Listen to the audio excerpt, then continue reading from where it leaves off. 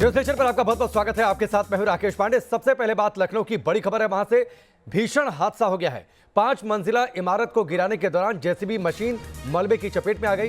Driver भी मलबे में दब गया। पूरा मलबा जेसीबी पर आ गिरा। मौके पर 3 से 4 जेसीबी मशीन मौजूद थी। पूरी इमारत तिनके की तरह ढह गई। लेकिन यह भीषण हादसा हुआ है। आप देखिए किस तरीके से इस मकान को गिराया जा रहा था और देखते ही देखते ये पूरा मलबा जेसीबी मशीन के ऊपर आ गिरा।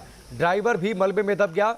ये डराने वाली तस्वीर है, दहशत पैदा करने वाली तस्वीर है, क्योंकि जिस जेसीबी को इस इमारत को गिराने के काम में लगाया गया था, वही जेसीबी मशीन इस इमारत के मलबे की चपेट में आ गई।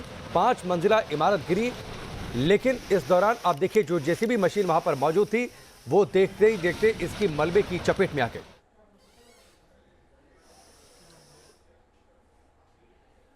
ये लखनऊ की तस्वीर है। लखनऊ में अवैध निर्माण को हटाने का काम चल रहा था। इसमें जेसीबी मशीनों को लगाया गया था। 5 मंजिला इमारत जिसका निर्माण अवैध तरीके से हुआ था, इसे गिरा रही थी जेसीबी मशीन। लेकिन जैसे ही ये मलबा गिरा, ये पूरा मलबा जेसीबी मशीन पर आ गिरा।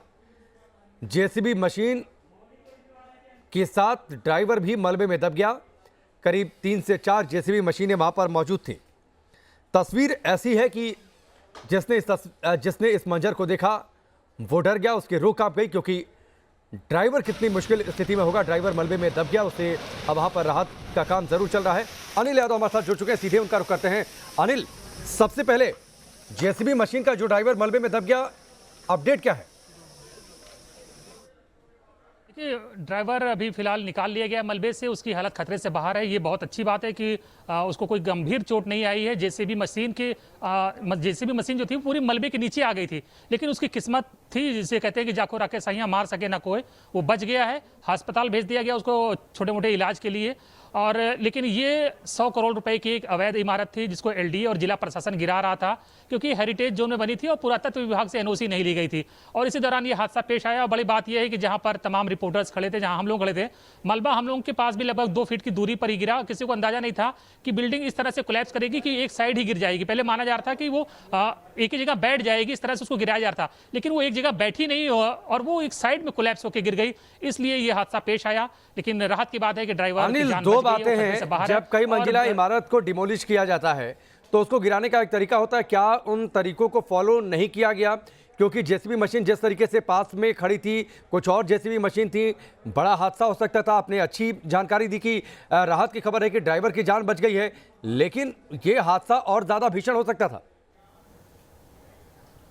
बिल्कुल, देखिए, हम विदेशों में देखते हैं कि विस्फोटक लगा के गिरा दी जाती हैं बड़ी इमारतें और एक ही जगह बैठ जाती हैं वो। लेकिन इसमें ये इस मशीन के जरिए जो इसके पिलर्स थे उसको पहले तोड़ा जा रहा था और एक एक करके पिलर ये तोड़े जा रहे थे। तो ये और एक्सपर्ट भी बुलाए गए थे। इलाहाबाद से एक अधिकारी आए थे, प्रयागराज से, जो कि इस तरह की कई इमारतों को गिराने में उनको महारत हासिल है, इसलिए उनको बुलाया गया था कि कोई हादसा पेश ना आए।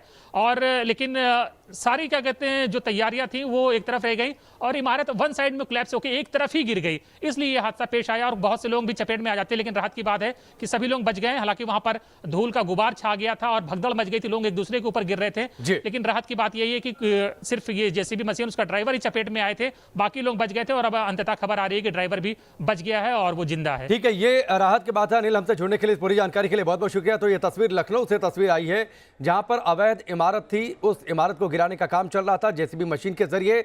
लेकिन जब इमारत गिरी तो इमारत का एक बड़ा हिस्सा जेसीबी मशीन पर आ गिरा। ड्राइवर भी उसके नीचे मलबे में दब गया। गनीमत यह रही कि ड्राइवर को बचा लिया गया है, वो फिलहाल खतरे से बाहर है।